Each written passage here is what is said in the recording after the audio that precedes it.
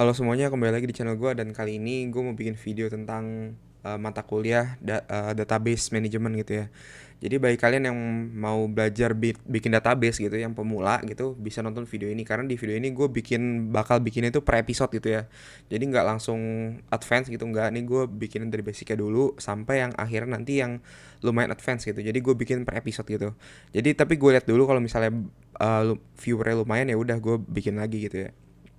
Jadi di sini kita akan belajar membuat database menggunakan software Microsoft SQL Server Management gitu.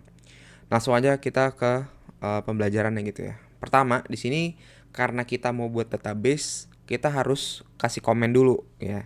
Create database ini ya. Misalnya gue kasih nama apa? Kasih nama YouTube aja deh, karena ini kan buat YouTube ya. Nah, gua abis itu kalau misalnya di SQL Management Server ini kita itu nge-run itu per blok gitu ya. Jadi di sini kalian kalian blok dulu yang mau kalian run, habis itu pencet execute. Nah, di sini ada tulisannya comments complete successfully. Artinya database kita yang namanya YouTube ini udah dibuat gitu ya. Nah, habis itu apa? Karena database itu mengandung beberapa tables. Jadi kalau misalnya nih ibaratnya nih, saya misalnya gua bikin tables tentang kepegawaian. Kan kalau misalnya database tentang kepegawaian itu mempunyai banyak table. Contoh, table untuk nama karyawan, table untuk gaji, table untuk dia itu di divisi apa gitu kan. Nah, makanya di sini kita bikin table dulu. Jadi apa sih table itu? Table itu adalah uh, bagian dari database gitu. Jadi database itu adalah sekumpulan-sekumpulan table yang saling terhubung begitu. Nah, oke. Di sini karena kita masih create doang, tapi kalau kita lihat di sini nih, ini kita lihat kan, ini kan masih employee DB ya tulisannya ya. Apa sih employee DB? Ini employee DB ini database gue yang lain gitu. Jadi gimana caranya kita pakai database kita yang barusan kita bikin gampang banget. Kalian ada dua cara. Kalian bisa langsung ketik ini, pilih ke mana? Ke YouTube, atau kalau misalnya mau ribet dikit, kalian tinggal pakai ini aja, use database. Sorry, use YouTube. Nggak perlu pakai database. Nah, gini aja. Ini artinya kita menitahin komputer kita buat pakai database YouTube gitu. Execute. Nanti ini bakal keubah nih kalau kita pencet. Nah, ini bakal keubah YouTube gitu. Nah, langsung aja. Sekarang kita bikin table dulu. Sekarang karena gue mau bikin database tentang kepegawaian, jadi gue harus bikin table tentang employee-nya dulu gitu ya. Create, cara bikin tablesnya itu create tables, nama employee gini ya. Nah, habis itu kan kalau di table itu kan kita punya banyak atribut ya. Jadi kalau table employee itu misalnya kita perlu nama pegawai, kita perlu nama penuhnya, nama full name-nya atau nama last name-nya gitu ya. Kita perlu BOD-nya, BOD itu birth of date, dan sama kita perlu nomor HP-nya gitu kan. Nah, sekarang kita bikin aja, misalnya kita bikin yang pasti kalau kalau pegawai itu kan punya ID tersendiri ya. Kita bikin employee ID dulu ya, employee ID. Misalnya kita bikin employee ID-nya itu 5 aja ya, biar cepat. 5 huruf aja gitu. Misalnya varchar 5. Nah, karena ID itu nggak boleh sama. Jadi kan kalau misalnya pegawai itu kan nggak mungkin kan ID-nya sama gitu. Setiap pegawai pasti ID-nya beda-beda. Itu namanya kalau di database primary key. Apa sih primary key itu? Primary key itu adalah key yang Unix, yang nggak bisa ada dua, yang nggak bisa ada tiga. Pokoknya nggak bisa ada banyak. Jadi satu key itu, karena key itu unik, jadi hanya mempresentasikan satu entitas aja. Jadi misalnya Raditya misalnya ID-nya 123. Terus misalnya namanya siapa lagi? David misalnya 234. Nggak bisa tuh Raditya 123, David 123, nggak bisa kan. Nah, karena itu ini namanya primary key. Jadi kita tulis primary key check gitu ya. Primary key check. Nah, primary key check itu apa? Jadi karena ini kan primary key itu kan kode unik ya. Jadi kita pastiin kalau si ID-nya ini sesuai dengan ketentuan yang kita mau. Contohnya gimana? Contohnya gini, misalnya di sini gue mau bikin employee ID. Misalnya gue mau bikin kayak gini. ID ini gue kecilin aja deh, kegedean ini. Nah, ID 0 sampai 9, 0 sampai 9, 0 sampai 9 gitu.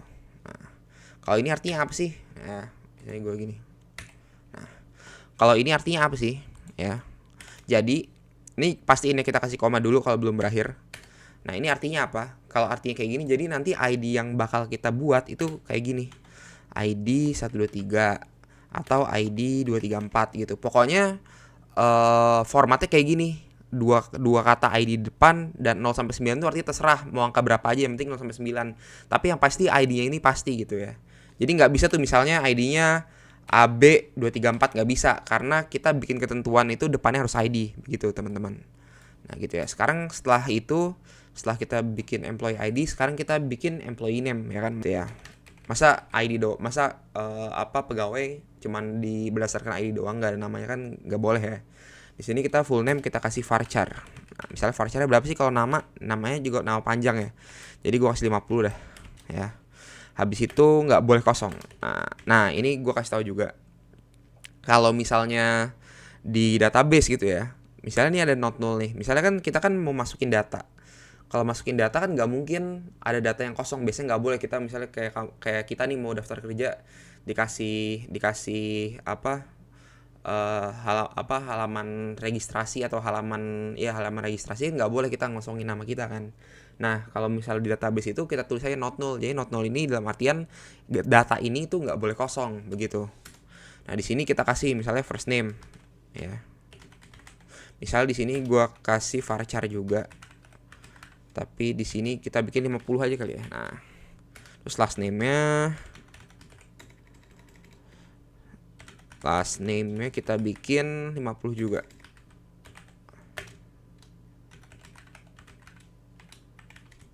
Gitu ya.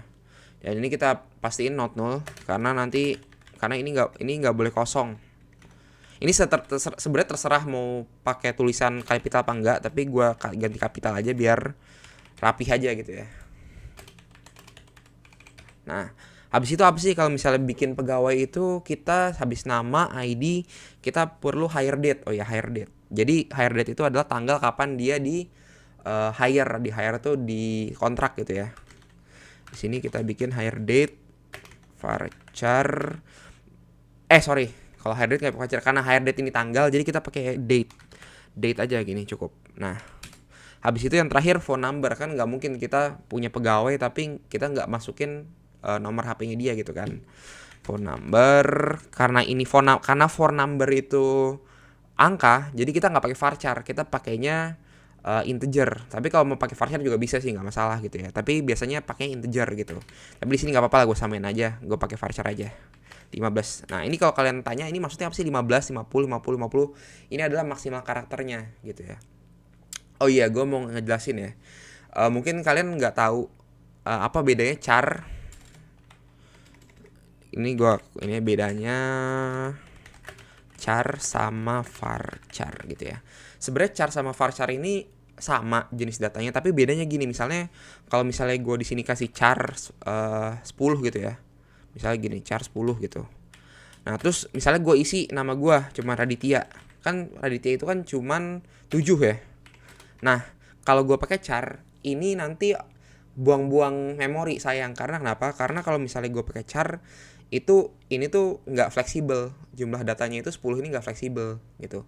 Bedanya kalau gue pakai varchar, misalnya gue pakai varchar di sini gue pakai 10, tapi gue cuman isi Raditya doang gitu ya. Itu nanti memorinya ini otomatis jadi 7 gitu. Jadi varchar itu lebih simple daripada char gitu. Nah, kalau misalnya cara ini biasanya digunainnya pada data-data yang data-data yang konsis gitu. Misalnya nama itu maksimal berapa kata, atau kota itu maksimal berapa huruf gitu ya. Gitu teman-teman, bedanya gitu. Jadi kalau varchar dia lebih menyesuaikan sih sama inputan kita gitu. Nggak kayak char. Kalau char itu ibaratnya kita udah dikasih box gitu, mau isinya kurang atau ngepas, ya udah kita pakai segitu gitu. Tapi kalau varchar dia itu boxnya itu mengikuti keinginan kita gitu, ibaratnya begitu gitu ya. Nah setelah itu jangan lupa ini kita pakai titik koma. Nah kalau setiap codingan itu biasanya mau C++ ya, mau SQL gitu, itu dikasih titik koma gini. Artinya ini kayak ibaratnya tuh perintah jalankan gitu ya, ibaratnya tuh perintah berakhir gitu. Nah karena ini kita tes dulu apakah jalan apa enggak. Caranya itu kita blok nih kayak gini. Habis itu kita pencet execute. Nah, tulisannya comments completed successfully gitu ya. Ini kalau kita lihat untuk mastiin ini table yang masuk, kita ke database-nya aja gitu ya. Bentar. Ini kan kita belum muncul database-nya. Nah, ini kita masuk ke YouTube, kita masuk ke tables. Nah, kalau misalnya kita lihat tables, ini DB employee-nya yang kita bikin tadi udah masuk ya. Jadi kalian kalau mau cek gitu aja gitu. Nah, habis itu ini gua hapus aja. Setelah itu kita bikin table selanjutnya. Berarti kalau udah ada employee, itu ada departemen gitu ya. Create table department. Ini gua kecilin aja deh. Nah, gitu ya. Nah, kita pastiin buka kurung sama tutup kurungnya sama titik komanya. Nah, ini kenapa gua kasih buka kurung tutup kurung ya? Mungkin kalian belum pernah ngoding gitu ya. Jadi buka kurung tutup kurung ini ibaratnya kayak bikin kelompok gitu. Jadi kode ini itu masuknya ke creatable. Kalau misalnya kita nggak pakai buka kurung tutup kurung, nanti si komputer tuh bingung ini tuh masuknya kemana gitu. Jadi dengan buka kurung tutup kurung ini kita kasih bahasanya tuh ke komputer kayak, oh ini tuh bagian dari employee loh gitu. Jadi ini gua buka kurung tutup kurung tuh artinya, oh ini bagian dari employee gitu, bukan bagian dari table yang bawah gitu. Ibaratnya begitu teman-teman gitu. Nah, kita bikin departemen itu kan ada departemen ID sama departemen name. Jadi sini kita bikin dulu departemen ID. Nah, karena ini ID, pokoknya segala hal yang menyangkut ID itu biasanya primary key gitu ya. Kita jadiin primary key aja, integer key, primary key. Gitu. Habis itu kita bikin departemen name-nya. Misalnya di sini gua departemennya itu varchar aja deh. Varchar 50 gitu ya. Nah, karena di sini udah kita run aja. Nah, ya, kita run aja. Ya, komplit ya. Nah, setelah itu kalau misalnya udah komplit, berarti udah aman nih. Table departemennya, codingannya nggak ada yang salah. Setelah itu kalau misalnya pegawai itu bikin apa lagi? Bikin table gaji. Nah, kita bikinnya create salaries. Nah, gini ya. Salaries. Habis itu di sini kalau gaji itu ada apa aja sih? Kalau table salaries itu kan pasti ada employee ID kan. Misalnya employee ID, kita di employee ID kita pakai apa? Kita pakai varchar 5 ya. Berarti kita pakai varchar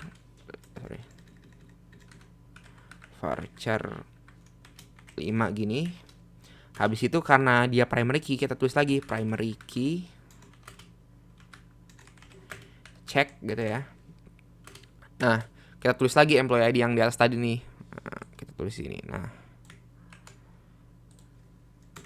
gini ya. Habis itu employee ID apalagi salaries, ada departemen name. Karena kita kalau misalnya tabel gaji kan harus ada tuh employee-nya tuh dari departemen apa gitu kan. Berarti di sini gue tulis department name varchar 50 gitu. Not null, nggak boleh kosong ya. Karena ini nama departemen, nggak boleh dong kosong gitu kan. Maaf typo. Nah, aduh. Nah, oke. Habis itu apa lagi? Gajinya pasti. Gajinya itu pasti salary. Karena salary ini angka, jadi kita pakainya integer dan nggak boleh kosong ya. Jadi kita kasih not null gitu. Habis itu apa lagi? Salary date, tanggal gajian. Salary date gitu ya. Karena ini kita date, jadi kalau misalnya date itu kan tanggal. Nah, kalau tanggal itu walaupun angka, kita nggak perlu pakai integer karena dia ada fungsinya tersendiri, begitu teman-teman. Habis itu apa? Habis itu kita bikin constraint aja gitu ya. Jadi constraint itu apa? Constraint itu kayak batasan. Jadi kalau kita bikin constraint, kita buat validasi. Berarti contohnya gini, gue contohin. Constraint validasi gaji. Ini validasi gaji cek. Ini kita misalnya salary harus lebih dari 10.000 misalkan. Jadi apa? Jadi maksudnya adalah kalau misalnya kita kasih constraint gitu. Jadi validasi gaji cek sama dengan salary 10.000.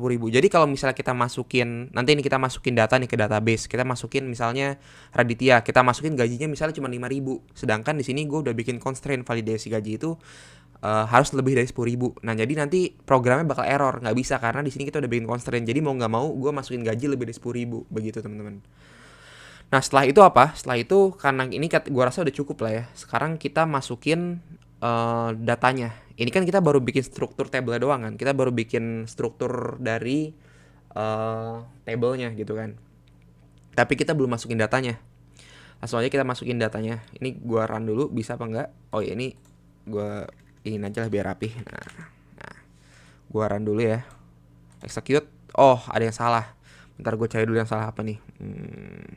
Ini ternyata salahnya gue lupa tulis table guys. Nah gue tulis table. Oke, gue run lagi. Ya benar ya, udah bisa.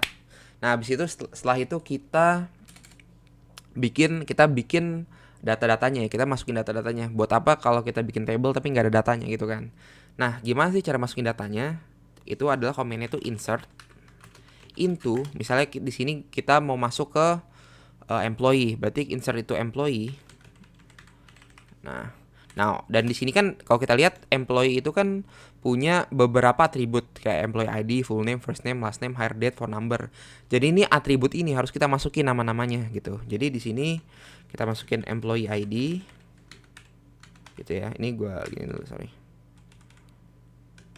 Kok employee ID, terus ada apa lagi? Full name. Terus ada apa lagi? First name, ya kan? Terus ada last name. Terus ada apa lagi nih? 1, 2, 3, 4. Habis last name apa? Habis last name itu hire date sama phone number. Date dan phone number. Nah gini ya. Habis itu kita tutup kurung.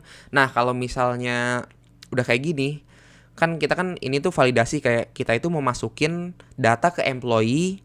Nah employee itu kan punya atribut. Jadi kita tuh masukin data ke employee. Apa aja sih atributnya kita masukin ke employee ID, full name, first name, last name, hire date, dan phone number begitu teman-teman. Nah karena ini kita masukin sebuah nilai gitu, jadi kita tulis values di sini, values gitu ya. Nah habis itu kita masukin deh data-datanya. Misalnya di sini gue masukinnya datanya 5 aja, nggak usah banyak-banyak gitu ya. Misalnya di sini karena tadi ID-nya kayak gini, jadi ID gue masukin misalnya berapa? ID 001 deh, 001 gitu ya. Nah ini kita harus ini ya teman-teman, harus urut. Ini kan kalau kita lihat kan kita masukinnya employee ID, full name, first name, last name, hire date, phone number. Jadi kita harus masukinnya urut nih. Ini employee ID pertama, full name-nya kedua, first name-nya ketiga begitu. Misal di sini full name-nya gue kasih nama Raditya Dani aja, Raditya Dani.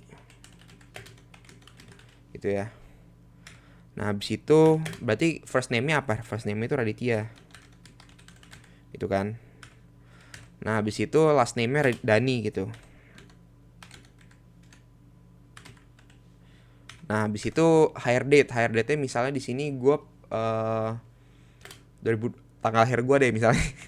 Misalnya di ini berarti 2002 04 11 gitu ya. Dan di sini misalnya gue bikin lagi yang terakhir itu berarti apa? Phone number yang asal aja 08 123456789 gitu ya. Nah kalau udah kayak gini gimana? Kita tutup kurung, kita koma. Selama datanya masih ada, itu kita koma gitu ya. Ini gue copy aja biar cepat. Gue paste. Ini ya. 5 aja deh. Aduh. Sorry. Nah, di sini gue ganti namanya misalnya Abu Janda gitu ya. Apa ya, nama aneh aja lah gitu ya.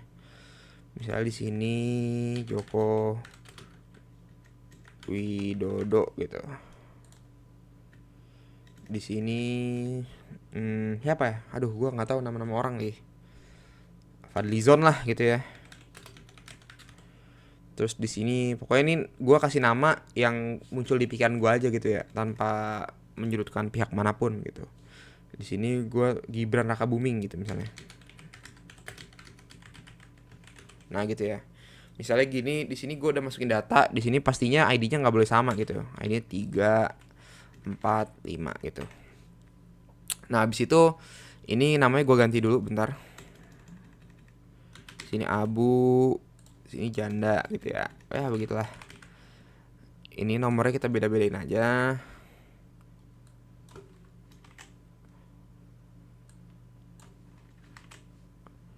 Nggak salah aja kita nomornya ya. Nah, di sini gue ganti aja nih 10 biar cepat. 9, 9 21 11 gitu lah ya. Pokoknya biar beda aja. Ini juga gue ganti Joko, ini Widodo, Fadli.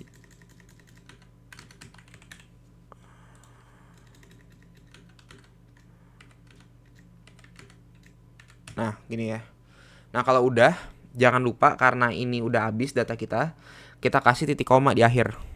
Nah, kita kasih titik koma. Nah gini. Jadi ngerti ya. Jadi karena ini kita validasinya pakai ID, jadi ID kita juga harus ID 01, 02, 03 gitu. Langsung aja kita run dulu, bisa atau tidak? Ya bisa ya, 5 rows affected. Jadi artinya berhasil.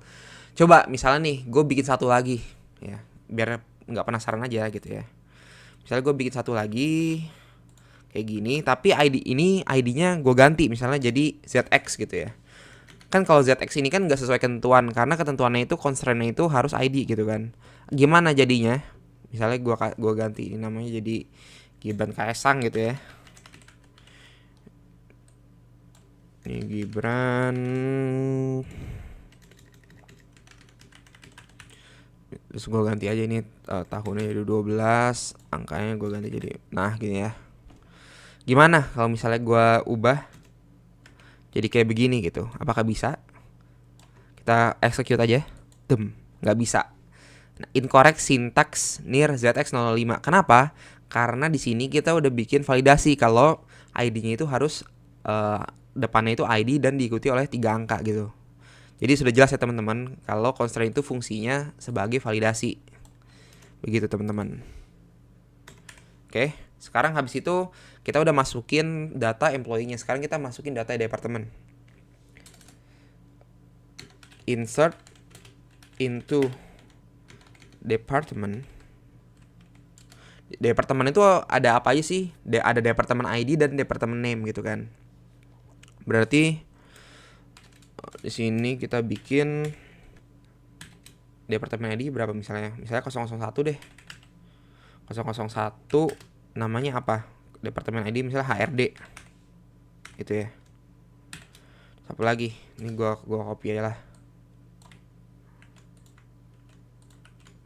Di sini 2, di sini 3 gitu ya. Departemen ID integer primary key. Misal di sini gue bikin apa ya, HRD, apalagi sih HRD, terus IT gitu ya. Siapa lagi? Apa sih departemen? Duh, udah malam nih susah mikir gue. Psikolog lah, psikolog gitu ya. Psikologi, jangan psikolog, HRD udah psikolog. OB deh, office boy. Gini ya. Nah kalau udah kayak gini jangan lupa kita kasih ininya departemen ID.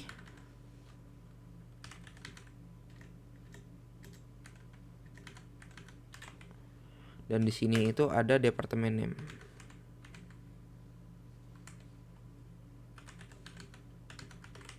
Gitu ya. Jangan lupa ya. Gue juga tadi hampir lupa nih, udah malam soalnya. Dan kita kasih tulisan values di sini. Nah. Hampir lupa. Oke. Pokoknya setiap insert into karena kita mau masukin data harus tambahin values gitu. Sorry guys kalau misalnya gue agak-agak gimana, soalnya udah malam. Ini gue maksain bikin video. Jadi mungkin kalau ada kode-kode yang miss mohon dimaklumkan gitu ya. Kita run dulu. Nah, tiros affected berarti sudah bisa gitu ya. Sekarang kita bikin yang terakhir, kita bikin salary. Insert into salary. Salaries-nya tulisannya gimana? Salaries ya. Insert itu salaries, kita masukin atributnya apa aja. Salaries itu ada employee ID, department name,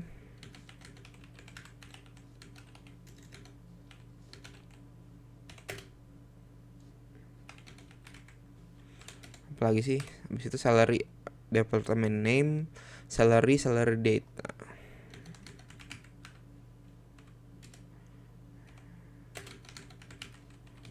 Nah gini ya, jangan lupa values-nya karena kita mau masukin nilai. Di sini berarti gua misal di sini kan ID 1 ya, ID 001 kan tadi ya. ID 001 misal di sini gua masukin apa ya? Misalnya kalau ID 001 itu HRD deh. Gitu ya.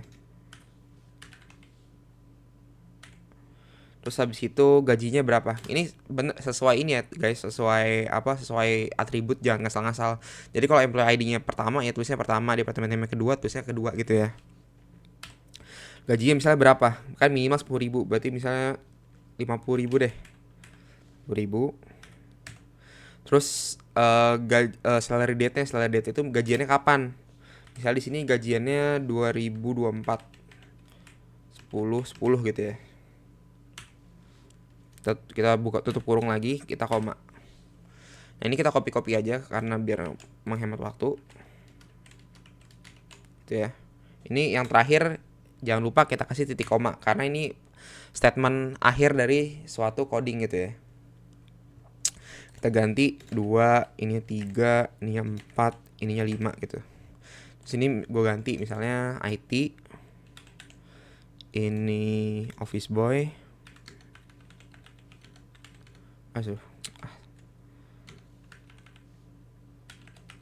ini ya.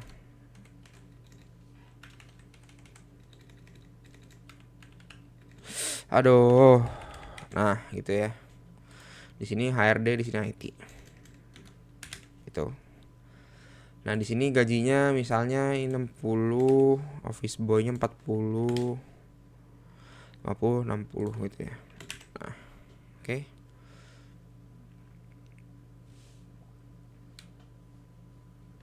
Oke.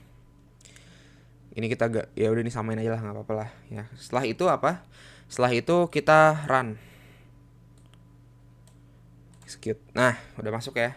Jadi di sini kita udah masukin data ke employee, kita udah masukin data ke departemen, sama kita udah masukin data ke gaji gitu.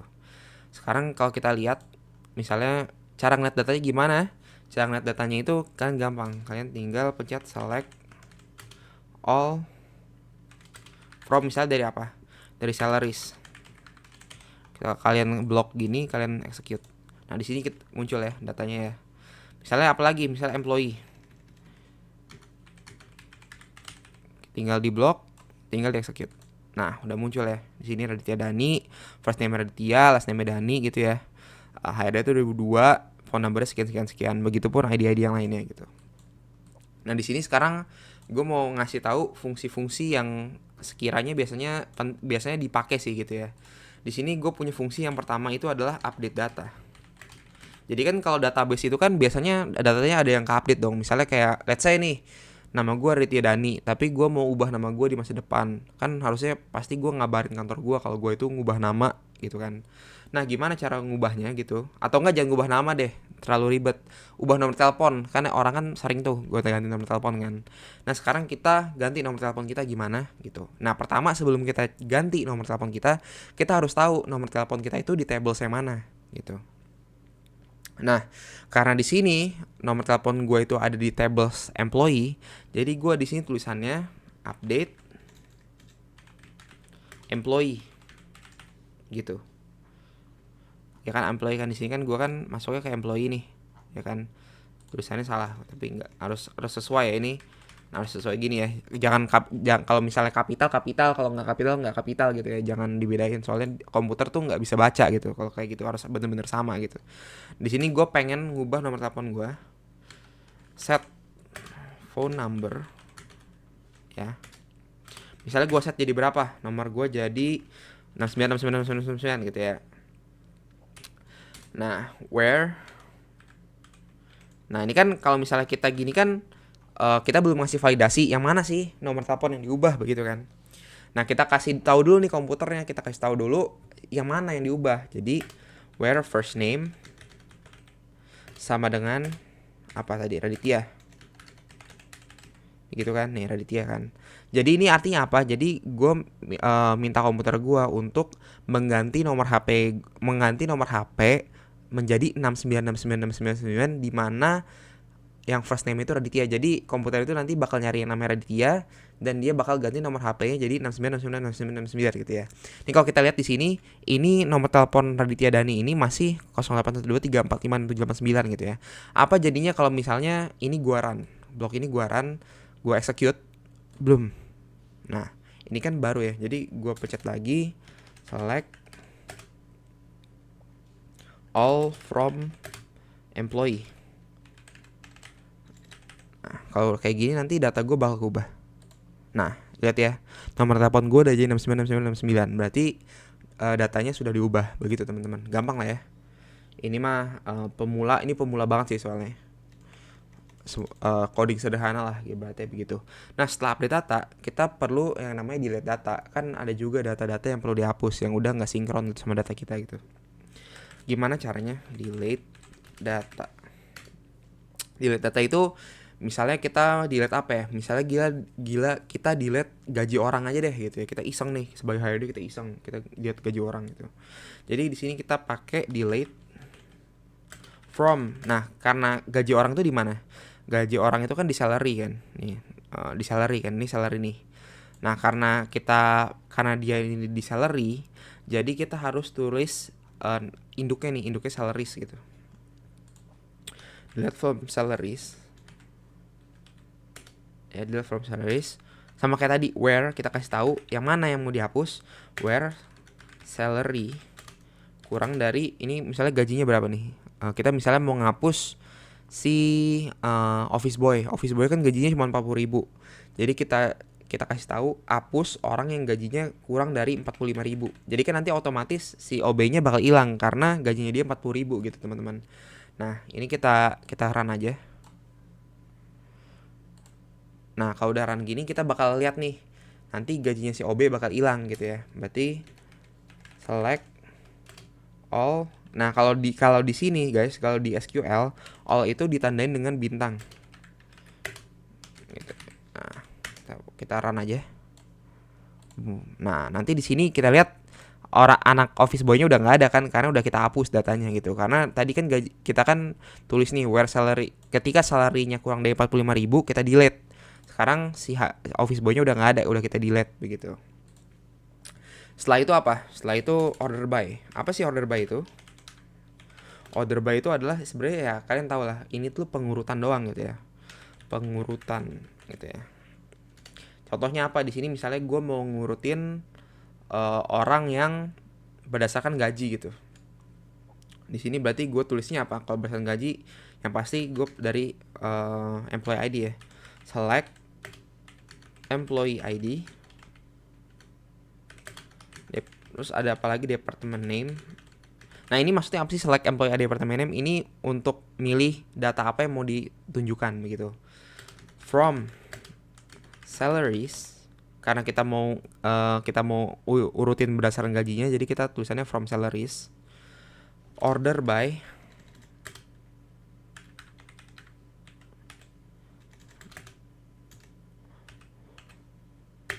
Nah, kalau misalnya ini kan order by salary ya.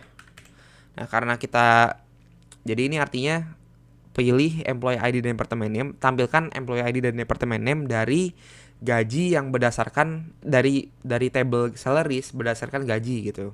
Jadi salaries ini tuh nama table dan salary ini nama attribute gitu. Nah, di sini kita bisa mau dari yang terkecil atau yang terbesar gitu. Di sini misalnya gue dari yang terkecil berarti ASC. ASC itu artinya ascending. Kalau misalnya mau dari yang terbesar berarti DSC, artinya descending gitu. Ini kita run aja. Nah, ini kita lihat ya. Ini adalah gaji, urutan gaji orang yang dari yang terkecil dari yang terkecil hingga terbesar gitu. Kalau kita lihat di sini ID 001 itu gajinya itu berapa? 01 itu 50.000. Kalau 04 itu 60.000 gitu ya. Jadi ini dari kecil hingga terbesar. Gimana kalau dari terbesar hingga kecil? Tinggal balikan aja, tinggal DSC gini. ini nanti otomatis ngurutin dari yang terbesar hingga terkecil gitu. Yang paling gede kan ID 002. ID 002 itu gajinya 60.000. Ya terus yang kelima juga 60.000 gitu ya. Jadi gitu. Setelah itu ada apa? Setelah itu ada gate date. Ini mah gate date sebenarnya penting gak penting sih. Tapi gue kasih tahu aja lah, nggak apa-apa ya. Jadi gate date ini sebenarnya fungsinya itu cuman cuman minta tanggal kita sekarang aja gitu. Misalnya gini, select gate date. Gini doang nih, udah gini doang. Gue tambahin deh waktu sekarang gitu ya. Nah, jangan lupa ditambahin titik 1 ya. Kalau misal di C++ itu kan pakai titik 2 ya. Kalau di sini pakai titik 1 gitu. Petik 1, sorry. Petik 1. Kalau di C++ pakai petik 2 gitu. Nah, kita gini aja. Kita run. Nah, ini artinya waktu sekarang nih. Ini waktu gua bikin video ini nih. Waktu gua bikin video ini. Nah, kalau misalnya waktu sekarang itu dia cuma ngasih tahu sih ini maksudnya tuh mau dijadiin apa gitu. Ini bisa gue ubah juga. Misalnya jadi now gitu. Time now gitu lah, time now ini bisa gue ganti-ganti juga gitu. Nah ini nanti jadi time now ini sebenarnya cuma nama tabelnya aja gitu, cuma nama row-nya aja gitu. Jadi nggak penting sih mau kasih nama apa aja bisa gitu. Nah habis itu apa get date apa ya? Habis get date itu date add. Nah fungsinya date add apa sih? Date add itu ya sesuai namanya untuk menambahkan hari atau bisa juga bulan bahkan tahun gitu. Misal di sini gue mau ngubah tanggal siapa ya? Di sini gue ngubah tanggal gajian deh. Salary date ya, gue coba ngubah tanggal gajian. Berarti di sini gue select salary date. Ya kan salary date kan? Bentar. Select salary date. Kita tambahin date add. Nah fungsinya itu date add ya. Date add, misalnya kita tambahin berapa? Kita tambahin 7 hari deh. Day 7 salary date.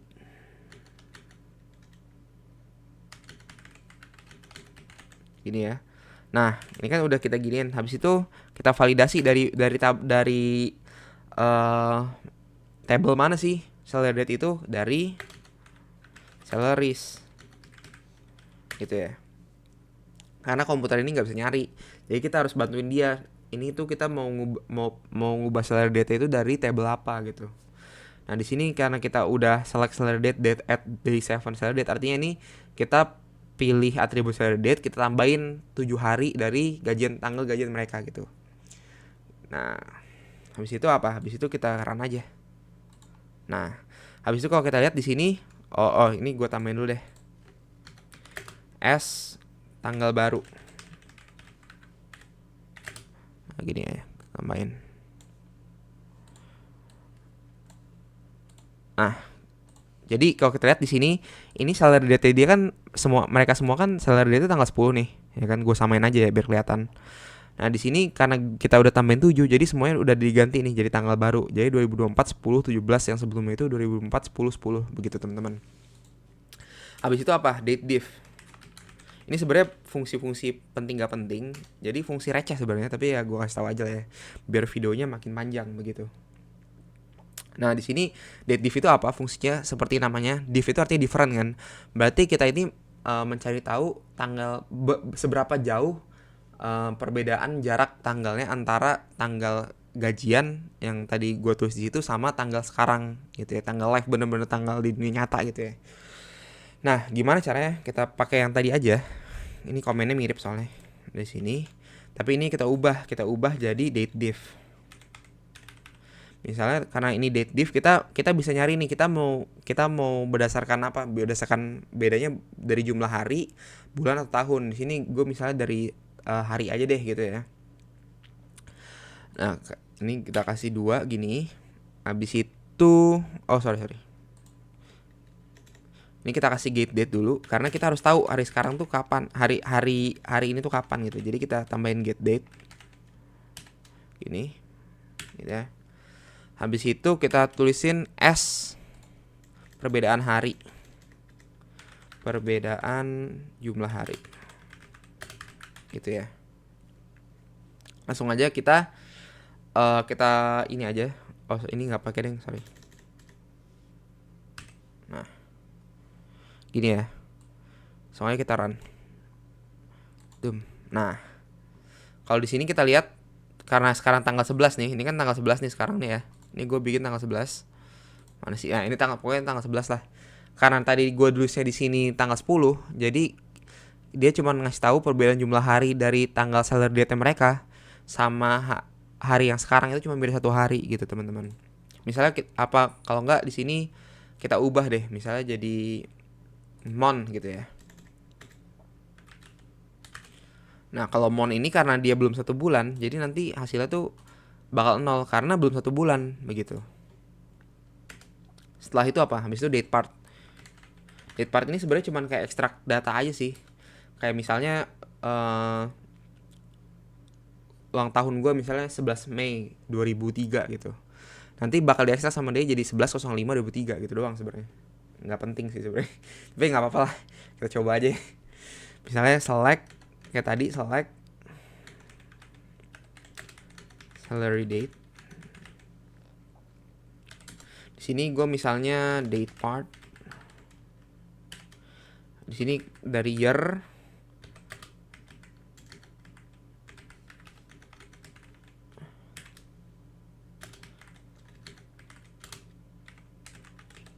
Ini ya.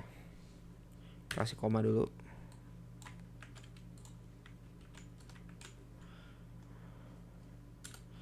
Jangan lupa kita kasih validasinya dari mana dia ngambil data. Jadi gue kasih tahu lagi, salary date itu atribut dan salaries itu nama tabelnya gitu ya. Kita run. Oh sorry, apa nih salah? Oh ini masih ininya bulan.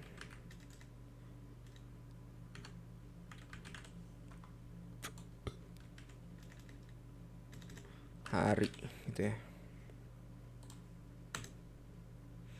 Ini month. Ini day berarti ya, hari ya. Nah ini. Oh iya teman-teman, gue pengen ngingetin kalau misalnya hurufnya ada warna yang beda nih, kayak misalnya nih biru, terus ini ini pink, itu ada tandanya gitu ya. Jadi kalau pink ini itu biasanya fungsi ya.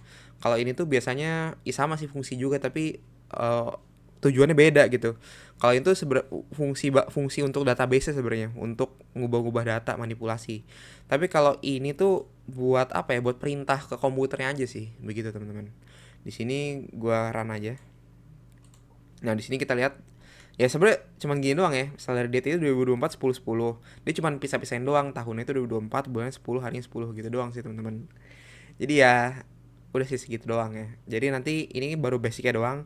Jadi nanti gue bakal buat video part 2-nya dimana pasti lebih advance ya. Kalau ini kan buat pemula ya. Oke, terima kasih udah nonton video gue. Like video gue kalau kalian suka video ini. Dan kalau misalkan bingung tentang database ini, kalian bisa tanya di kolom komentar, nanti gue jawab gitu. Oke teman-teman, udah segini aja karena gue udah ngantuk di sini sekarang. Ini gue bikin video jam 1 pagi, kelihatan gitu. Nah jam 1 pagi tuh. Ya jam 1, tuh jam 1 pagi ya. Gue bikin video kayak gini karena ya gue pengen bikin konten aja buat YouTube gue, karena udah lama gitu kan, nggak mungkin gue beli HP mulu ya kan, yang ada rungkat gitu ya. Ya udah, terima kasih nonton video gue, thank you semuanya.